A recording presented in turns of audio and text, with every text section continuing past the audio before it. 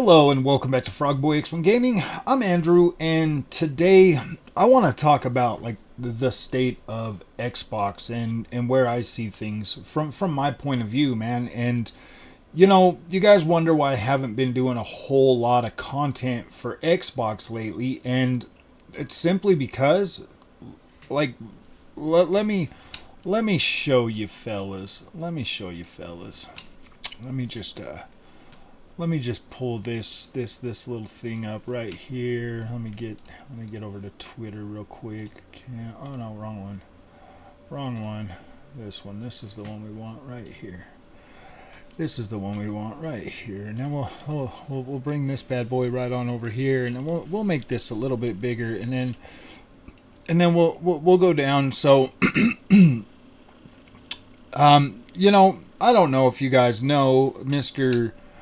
Tim Dog. I'm pretty sure you do. Mr. Tim Dog here is a formerly known as PNF Beast Fire Tim Dog, Xbox Cloud, xCloud Tim Dog, regular podcaster. I mean, this guy's got 79k followers. This guy has built a massive following on freaking Xbox and just the ecosystem in general, got a lot of Xbox fans in here. But then, all this guy does now is just negative freaking content towards Xbox. Just negative, like doom and gloom, and I see him popping up all the time over on Twitter. I mean, I'm not calling him out. I'm really not. I'm not calling Tim Dog out. It is what it is, man. If he literally feels this way and he has a following this freaking big, just here on Twitter, I can imagine, I don't know if he has an Xbox or channel or whatever, but I mean, if this guy has this many followers, Xbox people, and just some of the stuff that he's been saying lately, I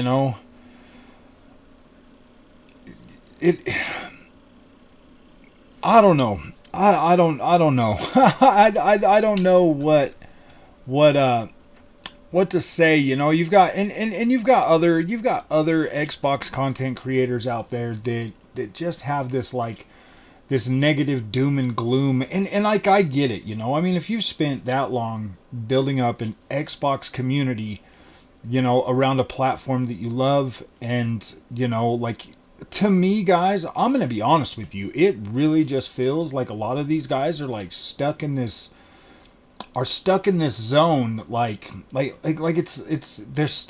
it's like they're fighting a war that's already over, and they want to just keep fighting, and they're holding out that hope that one day this war is gonna change course, and Xbox is gonna come back swinging and just bringing in all of this stuff, and what I feel like most of these guys don't understand is Xbox is winning. Xbox is changing the tide of things. Xbox is completely throwing away everything from the past and forging a brand new path for Xbox. I'm still here. I still care. I mean, I play on PC now. I like Xbox and PlayStation putting their games on PC. Why wouldn't I? Why wouldn't you? Go get a PC. You know what I mean? There's nothing to hold you to either ecosystem anymore, period. What is there's nothing to hold you there. The only thing that holds you in the ecosystem for Xbox as a home console or PlayStation as a home console is just your sheer will to stay there, to play there, and that's fine. You can play your Xbox or PlayStation games pretty much wherever you want, and nothing's stopping you. Nothing is making that any harder for you to do that. There's no barrier whatsoever for you to walk into Walmart, buy an Xbox Series X, take it home, hook it up, download or put in a disc, and play a game on an Xbox Series X or S.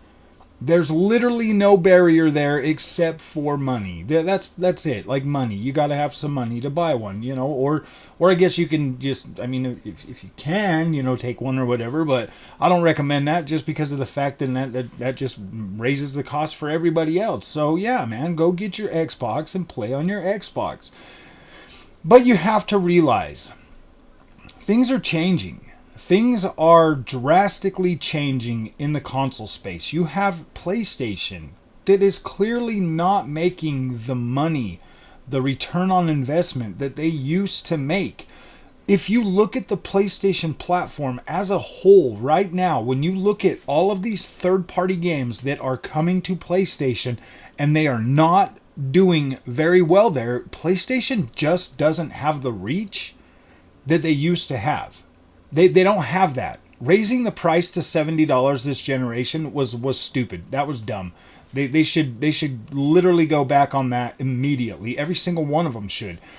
They don't understand, and I've been saying this since the beginning, that $10 is a mental block. It's a mental block. Not only does it make people second guess buying a game, it also puts significantly more pressure on the developers to deliver something even better than what these consoles are even capable of. I know every time I pay $70 for a game on the PlayStation 5, I literally get frustrated when that thing doesn't blow me away like consoles used to blow me away. And that's the thing, it just doesn't blow me away anymore. I mean, I go back and I keep thinking, and I've been doing this a lot lately. I keep thinking back to days when I would get a new game on the console and it would just look incredible. Even if it played at only 30 frames per second, my friends, and it would just look incredible, and I would be so immersed in the visuals and all of that getting into the game and playing it would come or it wouldn't come. You know what I mean? And now that we have Xbox completely changing the way the console space works, you have people like Tim Dog that are rightfully upset. Right, I'm going to say rightfully upset because, when you've been dedicated to a platform like some of these guys over on Twitter have, you start to see their anger when they figure something out, or when something happens.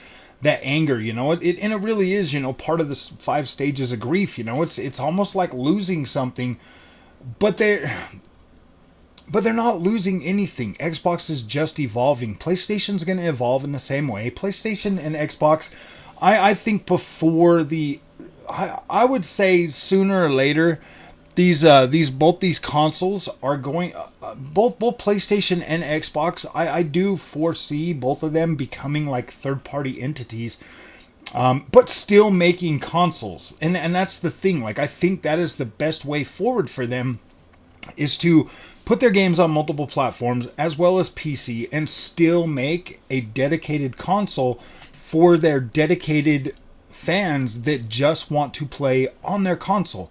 They just want to play on a PlayStation. It doesn't matter. They need to continue to build that platform. I mean, that's the foundation. That foundation has to still be there for PlayStation and Xbox. Neither one of them can afford to get out of the console business. They can't. They have to continue to make at least a base foundation platform for people to buy and play their games. They have to. But when it comes to third party, I do, and this is the way I see it. I do see Xbox being first, because they are. They're being first at putting their games on PC. They're being first at moving some exclusives over to PlayStation. I do think that Xbox will in fact be first to go day and date on PlayStation platform with Xbox launches for multiple games. I don't know if every game is going to do that, but I do foresee that. In the future, potentially even before the end of this generation, I could see that happening, and that doesn't worry me at all. I'm not worried in the slightest, and you shouldn't be either. You should not be upset about that at all. But I do see PlayStation coming along a lot slower. They're going to definitely get to their day and date on PC first. I mean, they've been slow walking that. Then they'll bring a game over to Xbox. or maybe a couple of games. You know, I could potentially see them bringing Spider-Man. I could easily see Spider-Man being there, and then them having like the justification being like, yeah, you know what, this is a Marvel character.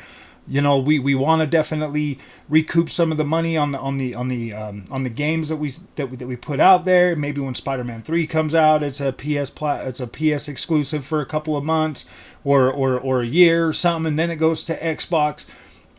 I could see PlayStation slow walking it, you know, not wanting to rock the boat or shake anything too much, but it's already too late for that. Most of the fans that grew up with PlayStation, at least from my generation, you know, from the original Xbox and the original PlayStation, at least from my generation, like, we're old enough to where most of us could probably afford to buy a PC and just buy our games on the same platform. So when you look at this, and this is why I say that I think that both of them will eventually be third party and still build console bases, is because of the fact that, like, if you can play all Xbox and PlayStation games on a PC, why try to make competing platforms that don't have the games on those? It just doesn't make any sense. And maybe this convergence is what gaming really needs to continue to grow and be more sustainable, because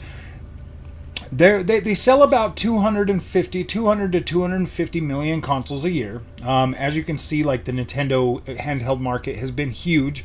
We don't really count that into the overall consoles, but they are consoles. They are, but those are just as big as you know, potentially like half of what the home console actually does every generation. And so now when you look at that and you add all these numbers up, you add up all the handhelds and all of that, it's one piece of the pie, and it's just one piece of the pie. And if your customers are continuously always like, no, I'm going this way or I'm going that way, and they just want to play the games, there's still such a major untapped market out there of other potential players on other platforms that would 100% buy and play your game. And you can see that right now with games like Sea of Thieves and Grounded and all of these games going to PlayStation, and people actually wanting to buy and play these games. So you can see that, yes, eventually this thing is going to converge, and you're going to be able to play PlayStation games on Xbox. You're going to be able to play Xbox games on PlayStation. And potentially someday you might even get the opportunity to play Nintendo games on those other two platforms. Maybe Nintendo's like, you know what, man? We love doing handhelds. We are going to keep making handhelds and keep putting them out there. And then after, you know, like a year or something, maybe we'll bring Mario or something over to Xbox or PlayStation or something. The way the console space is going, my friends, if they do not learn or do not allow or do not find another way to tap into that untapped potential, those extra resources or that extra funding from other players, console gaming is not going to be sustainable much longer. It's not. It's already costing them far too much. Gamers are way too demanding in what they want and what they get. And you either have a situation where all of the major players back off on like graphics and everything and start reining back in on the costs, or you see multiple, or you're going to see multiple games going to multiple platforms in a way for them to be able to continue to build these for us. And everybody that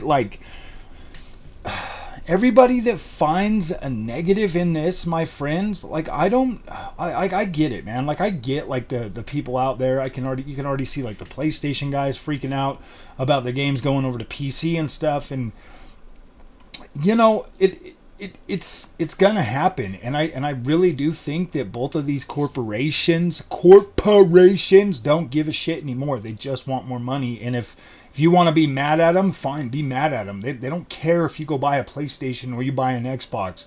I don't think they care anymore. I think we're literally to that point where console sales are falling off so much faster that I don't think they care. They just want you to see the games. The games are what matter, and they're going to put those games in front of you, whatever screen or whatever box or wherever you're sitting.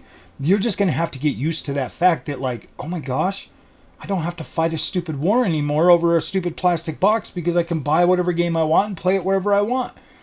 Why, dude, I'm all about that future. I am. I'm all about that future. I want to just be able to buy the game I want to play on the platform that I want to play it on, and not have to worry about buying extra boxes or buying this or buying that. Like, I do foresee a future where games are available on all platforms, and the faster that Microsoft and PlayStation make that happen, the better gaming is going to be.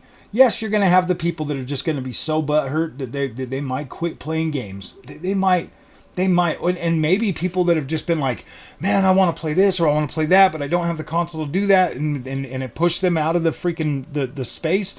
Maybe those people start coming back. But yeah, until both of these companies actually rip the Band-Aid off, we're going to keep going through this. I 100% support both Xbox and PlayStation putting their games on multiple platforms, and I do. I hope that happens immediately, because I hate getting on there and seeing people being so negative about things. And then I just ask myself, I'm like, why cover Xbox or PlayStation? Because those guys are just tearing it apart. Why not just keep making PC videos and try to convince those that, want to come over to PC so they could just play everything and not have to worry about this nonsense anymore? I don't know, man. It gets mentally draining having to deal with this stuff all the time, and I just want to play and enjoy games and be mad about what I want to be mad about and happy about what I want to be happy about. So, alright, my friends, if you guys like this content, don't forget to like and subscribe. Sorry, Tim Dog, I wasn't trying to call you out, brother. I'm just saying that, I'm just using you as an example. Because there's a lot of that going on right now, and I think it's more destructive toward gaming than it actually. It's not doing any good. Like the things have already been set in stone. There's nothing that you're gonna do to change it. No amount of outrage or anything is going to change that. It doesn't matter. So, all right, my friends, we'll see you guys in the next one. Thanks for watching.